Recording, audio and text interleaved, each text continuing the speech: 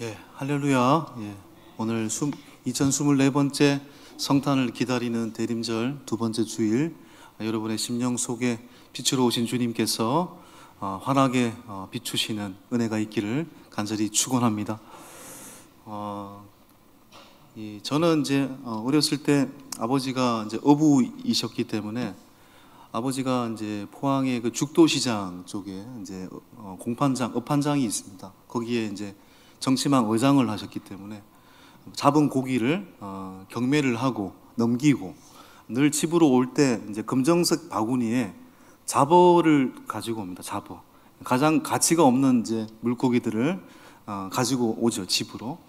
거기에는 뭐 지치, 주로 이제 오징어들이 많이 잡혔습니다. 그러니까 저는 일주일에 적어도 4번, 5번을 회를 먹었기 때문에 회는 그냥 김치처럼 반찬인 줄 알았습니다. 예.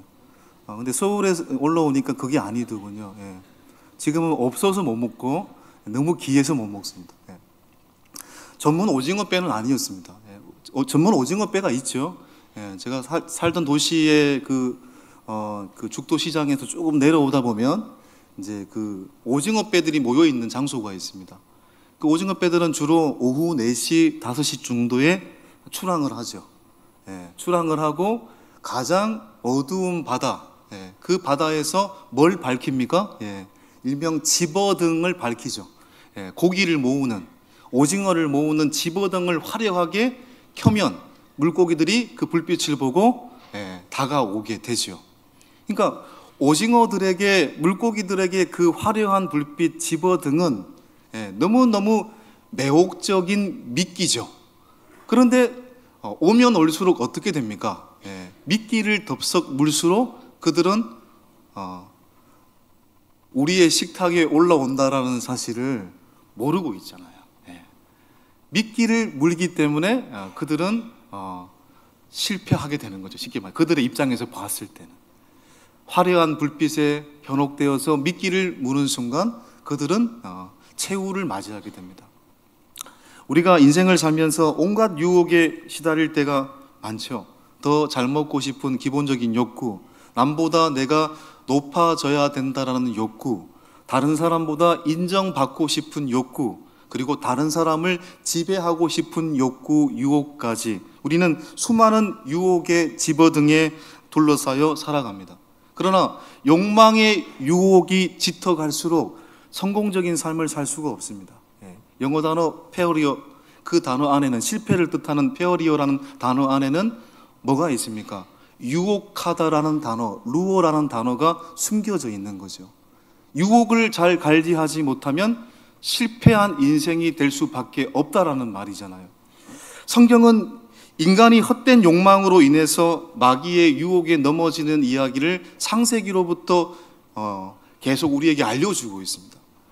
시대의 기독교 스테디셀러 리차드 포스트의 돈, 성, 권력이라는 책이 있습니다. 그건 당연히 성경에서 말하고 있는 우리 인생에 마주하는 모든 유혹에 관한 이야기를 이야기하고 있죠. 여러분, 창세기에 보면 인류 최초의 인간이었던 아담과 하와는 선악과를 먹지 말라는 하나님의 명령을 어겼습니다. 선악과는 별게 아닙니다. 수많은 건 다 먹되 선악과를 먹지 말라는 말은 나는 창조주고 너는 피조물이다, 이거 하나 기억하자는 것입니다. 그런데 사탄의 음성에 넘어가잖아요. 안 죽는다, 먹어서. 오히려 너의 눈이 밝아지게 된다. 결국은 덥석 물어버리잖아요. 그리고 그들에게 죄와 사망이 침입했습니다. 그러니까 권력욕에 대한 욕망으로부터 그들은 실패하게 된 거죠. 여러분, 이 성경에 보면 또 이 여호수아와 이스라엘이 가나안을 정복할 때 가나안의 첫 성이 어디입니까? 여리고성이지 않습니까? 그 거대한 첫 성 여리고성을 믿음으로 정복합니다. 하루에 한 바퀴씩 7일째는 7바퀴를 돌고 믿음으로 그 여리고성을, 거대한 여리고성을 정복했는데 그 다음 성인 말 그대로 아이성, 여리고에 비해서는 아이와 같은 아이성 앞에서는 그들이 패배했습니다. 왜 패배한 거죠? 여리고성은 여러분 첫 성이기 때문에 헤렘의 법칙이 적용돼야 되는 성입니다. 헤렘이란 말이 뭡니까? 다 하나님께 드려야 되는 성입니다. 모든 소유도 하나님께 바쳐야 되는 성이라는 겁니다. 그런데 누가? 아간이 몰래 자신의 것으로 취했잖아요. 신할산의 외투 한 벌, 금 50세겔, 은 200세겔을 자신의 소유로 취했습니다. 헤렘의 법칙을 어기고 말이죠. 결국 그들이 재물의 욕망을 이기지 못했기 때문에 아이성 앞에서 패배한 거잖아요. 몇 달 전에 보았던 우리가 삼손을 보았습니다. 여러분, 삼손은 태어날 때부터 어떤 존재로 하나님 앞에 소원된 사람입니까? 나실인. 나실인은 어떤 세 가지의 규율을 지켜야 됩니까? 시체를 가까이 하지 않아야 되고, 독주를 마시지 않아야 되고, 머리, 삭도를 대지 말아야 됩니다. 근데 삼손은 다 어겼어요. 무엇보다도 삼손은 여성 편력이 대단한 사람이잖아요. 들릴라, 우리는 들릴라를 알고 있지 않습니까? 들릴라의 유혹을 이기지 못해서 결국 머리를 다 밀지 않습니까? 힘의 비밀이 거기에 있었는데, 다윗 또한 마찬가지 아닙니까? 자신의 사명을 뒤로 하고 대낮에 낮잠 자고 옥상을 거닐고 그럴 때 목욕하는 바세바, 그 이성의 유혹을 이기지 못해서 그가 속절없이 무너졌지요. 그 유혹을 이기지 못할 때, 제대로 관리하지 못할 때 실패한 인생이 된다라는 것을 성경은 말하고 있습니다. 어떤 사람이 이제 월척을 잡고 기념하기 위해서 어탁을 이제 만들어서 액자로 만들었죠. 그리고 그 액자 밑에 글귀를 하나 남겼습니다. 내가 그때 미끼를 물지 않았으면 아직도 나는 바다에 있으리라. 이 물고기의 고백인 거죠, 쉽게 말해서. 여러분, 왜 우리는 유혹에 넘어갈까요? 유혹에 넘어가는 건 다 두 가지 이유 때문입니다. 내 안에 당연히 욕망이 있잖아요. 근데 내 안에 욕망이 있다고 해서 유혹에 넘어가는 게 아닙니다. 내 안에 그 욕망과 밖에 번쩍이는 그 밖의 유혹이 결합되게 될 때, 눈부신 화려한 그 불빛이 결합되게 될 때 유혹에 넘어가게 되죠. 여러분, 마귀는 공동묘지에서 머리 풀어 헤치고 흰 소복 입고 입에 칼 물고 그렇게 우리에게 다가오지 않습니다. 그러면 다 피해 가죠. 마귀는 어떻게 온다고요? 광명의 천사로 가장한다고 했습니다. 고린도 후서 11장 14절에 나와 있지 않습니까? 시작. 이것은 이상한 일이 아니니라. 사탄도 자기를 광명의 천사로 가장하나니. 다시 에덴 동산에서 일어난 최초의 유혹을 한번 떠올려 보십시오. 아담과 하와가 여러분 선악과를 먹지 말라는 명령을 하나님께 들었는데, 뱀은, 마귀는 뭐라고 얘기합니까? 창세기 3장 14절에 보면은, 3장 4절에 보면은 마귀는 하와에게 이렇게 이야기를 합니다. 너희가 결코 죽지 아니하리라. 그거 먹어도 안 죽는다라고 얘기하고 있습니다. 이게 얼마나 황홀한 고백입니까? 더 나아가서 마귀는 3장 5절에서 이렇게 얘기하고 있습니다. 너희가 그것을 먹는 날에는 너희 눈이 밝아져 하나님과 같이 되어 선악을 알 줄 하나님이 아심이니라. 그야말로 황홀하고 매혹적인 유혹입니다. 그러니까 마귀의 말을 듣고 나니까 하와가 선악과가 달리 보이게 되는 거죠. 그전에는 하나님 먹지 말라는 명령의 어떠한 수단으로 보았는데, 마귀의 말을 듣고 나니까 그 선악과가 어떻게 해요? 보암직하고 탐스럽고 먹음직하고 너무너무 매혹적인 것으로 다가오게 되었다라는 것입니다. 여러분, 보이는 것이 탐스럽다고 해서 그게 정말 탐스러울 만한 가치를 가지고 있을까요? 유명한 셰익스피어의 희곡 베니스의 상인에 유명한 말이 있지 않습니까? 번쩍이는 것이다. 번쩍이는 금이 다 금이 아니다. 금이 번쩍인다고 해서 금이라고 속지 말라는 겁니다. 금칠한 무덤엔 구더기가 가득하다.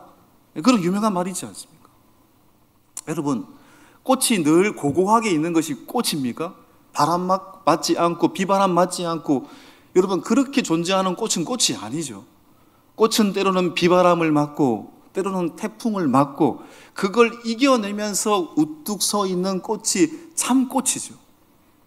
예수를 믿는 사람들도 세상을 살면서 당연히 어려움을 당합니다. 비바람을 마주합니다. 태풍을 마주합니다. 그러기 때문에 예수를 믿고 칭의의 구원을 받고 하나님의 자녀가 되었다고 해도 오늘 여전히 우리는 죄성과 죄성을 갖고 있는 존재이기 때문에 죽는 그날까지 어떤 구원을 이루어 가야 되는 것입니까? 성화의 구원을 이루어 가야 되는 것입니다. 빌립보서 2장 12절이 그 말씀 아닙니까? 두렵고 떨림으로 너희 구원을 이루라.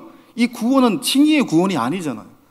하나님 자녀가 된 자가 오늘 이루어 가야 될 구원이잖아요.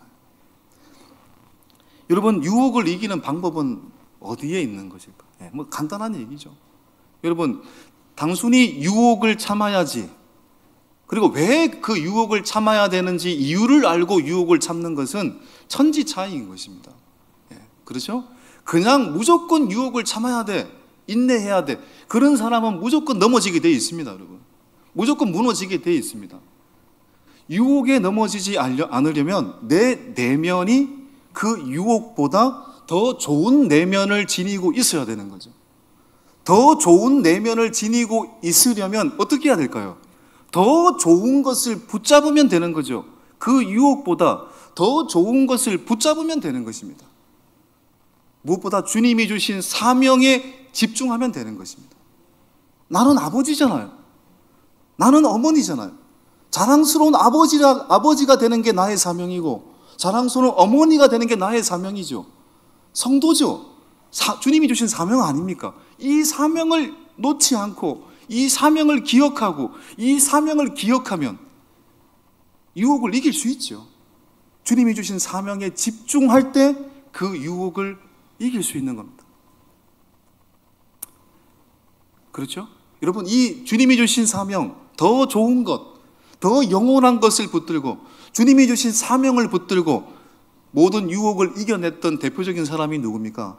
바로 예수님보다 6개월 먼저 이 땅에 왔던 세례 요한입니다. 나의 사명을 분명히 했기 때문에 그런 유혹을 이겨냈잖아요. 3장 오늘 5절이 무슨 얘기입니까? 사람들이 세례 요한이 시대 속에서 많은 사람들을 고치고 굉장히 신비한 말씀을 전하고 엄청난 기적을 행하고, 그러니까 사람들이 몰려왔습니다. 몰려와가지고 조심스럽게 질문을 던지죠. 당신이 구약에서 예언했던 이사야 선지자가 예언했던, 미가 선지자가 예언했던 메시아입니까? 당신이 우리가 그토록 기다리는 그리스도입니까? 당신이 우리가 열망해야 될 메시아입니까? D1 절대자입니까? 여러분, 이때 세례 요한은 마음이 만일 여러분 혹했으면 답변을 애매하게 했을 것 같아요. 애매하게, 신비스럽게, 오묘하게, 긴가 긴가 이렇게 얘기할 수도 있었을 것 같아요. 우리 같으면 그렇게 하지 않았을까요? 여러분, 교주들, 이단의 교주들이 다 그런 거 아닙니까? 사람들이 어떤 말을 듣고 설교를 듣고 혹하니까 사람들이 굉장히 신비스럽게 여기고, 그러다가 뭐 병 고치고 뭐 치유의 기적을 보이니까 사람들이 신적으로 떠받들고 당신이 메시아네, 내가 메시아인가? 내가 메시아다. 이래서 교주 다 되는 거 아닙니까, 여러분? 세례 요한도 충분히 그럴 수 있죠. 근데 세례 요한은 어떻게 답변을 합니까? 다시 3장 16절을 보겠습니다. 누가복음 시작. 요한이 모든 사람에게 대답하되 이르되 나는 물로 너희에게 세례를 베풀거니와 나보다 능력이 많으신 이가 오시나니 나는 그의 신발끈을 풀기도 감당하지 못하겠노라. 그는 성령과 불로 너희에게 세례를 베푸실 것이요 나는 그의 신발끈을 풀기도 감당하지 못하겠노라. 요한은 나는 메시아가 아니고 메시아의 길을 예비하기 위해 온 사람이다. 나는 그리스도의 길을 예비하기 위해 온 사람이다. 이 사명을 붙들었기 때문에 세례 요한은 이 유혹으로부터 이겨낼 수 있었습니다. 여러분, 성경에 이런 이야기 굉장히 많습니다. 대표적으로 이제 세상 이야기를 보면 히랍 신화에 세이렌의 노래라는 이야기가 있습니다. 제가 한 2번 정도 부분적으로 설명을 드린 적이 있습니다. 세이렌의 노래. 이 세이렌이라는 여신은 얼굴은 여자입니다. 근데 몸통은 새 모양입니다. 하반신은 물고기입니다. 이 세이렌은 시칠리아 섬 근처의 작은 섬에서 노래를 부르고 있는 아주 오묘한 여성 신이었습니다. 그런데 이 세이렌의 노래를 듣고 사람들은 그 노래가 너무 매혹적이기 때문에 그 노래가 들리는 쪽으로 갈 수밖에 없고, 그 노래를 듣는 사람은 결국 어떻게 되었을까요? 다 죽었습니다. 그런데 이 세이렌의 노래를 듣고, 이 매혹적인 내세적인 목소리를 듣고 이 유혹을 이겨낸 사람이 두 사람이 있었어요. 오디세이라는 사람과 오르페우스라는 사람입니다. 제가 오디세이는 몇 번 말씀을 드렸죠. 여러분, 오디세이는 트로이 전쟁을 마치고 이제 집으로 가는 길에 이 시칠리아 섬을 거쳐가야 됩니다. 그런데 이 오디세이도 이 세이렌의 노래에 관한 이야기를 많이 듣다 보니까 너무너무 듣고 싶었던 거죠. 근데 들으면 죽는다고 하니까, 거기를 가면 무조건 죽는다고 하니까 듣고는 싶고, 그래서 장치를 만들어 놔요. 첫 번째는 배를 모으는 선원들의 길을 밀랍으로 막습니다. 노래가 들리지 않도록. 그리고 자신도 돛대에다가 밧줄로 묶습니다. 그 노래를 듣고 뛰쳐나갈 때도 돛대에 묶여 있으니까 나가지 못하도록. 그 방법을 취하고 결국은 세이렌의 노래가 들리는 쪽으로 가죠. 어쩔 수 없이 그쪽으로 가니까. 그런데 가면 갈수록 그 노래가 들리기 시작합니다. 너무너무 치명적으로 매혹적인 목소리였어요. 그쪽으로 가고 싶었습니다, 오디세이가. 그래서 소리를 치면서 배를 돌려라, 배를 돌려라, 저 세이렌의 노래 소리가 들리는 쪽으로 가자라고 이야기를 하는데 뱃사람들은 듣지 못합니다. 왜요? 귀를 밀랍으로 막고 있기 때문에. 결국 고향 쪽으로 계속 노를 젓습니다. 그러니까 다시 소리를 칩니다. 몸을 막 움직이면서 밧줄을 풀려고 합니다. 근데 풀 수가 없죠. 몸을 묶어 놨으니까. 그런 방법으로 그 유혹을 이기죠. 이게 이 오디세이의 방법입니다. 그런데 오르페우스라는 사람은 좀 다른 방법을 사용했어요. 오르페우스는 배 위에서 수금을 탑니다. 수금을 너무너무 아름다운 수금 연주를 합니다. 그러니까 선원들이 이 음악에 너무너무 황홀한 느낌을 갖게 되는 거죠. 세이렌의 노래 소리가 들려요. 그런데 세이렌의 노래 소리가 들려도 수금의 연주가 더 아름다우니까 세이렌의 유혹 소리가 전혀 들리지 않는 겁니다. 그 방법으로 오르페우스는 그 유혹을 이겨내죠.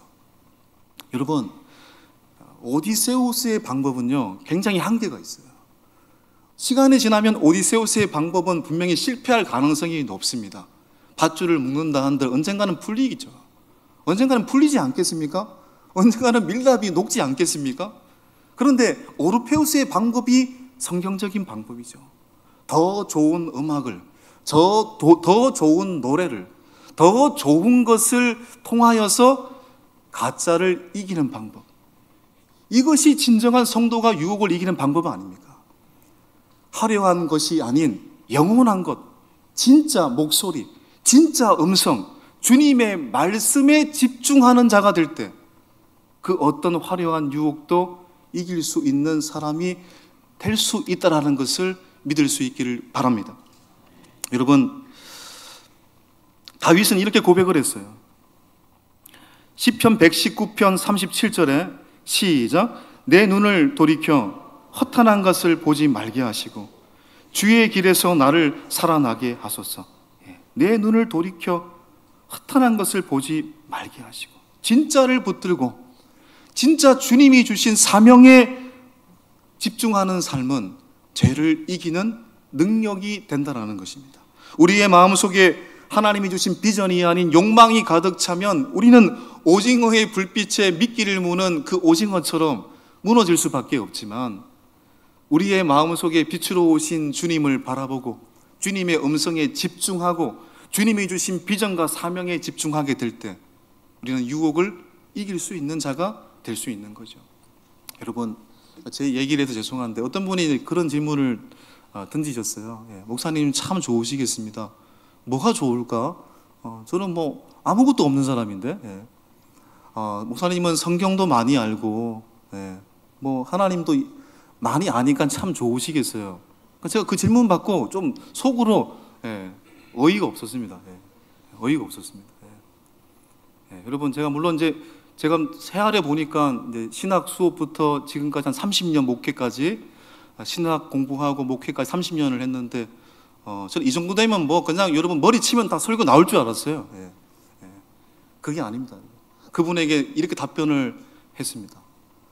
하나님의 미소 살짝 보았을 뿐입니다. 하나님의 미소 조금 보았을 뿐입니다. 이렇게 답변을 했습니다. 이 말은 저도 잘 모릅니다라는 거예요. 저도 잘 모릅니다. 어떤 물리학과의 학생이 이렇게 이야기를 했습니다.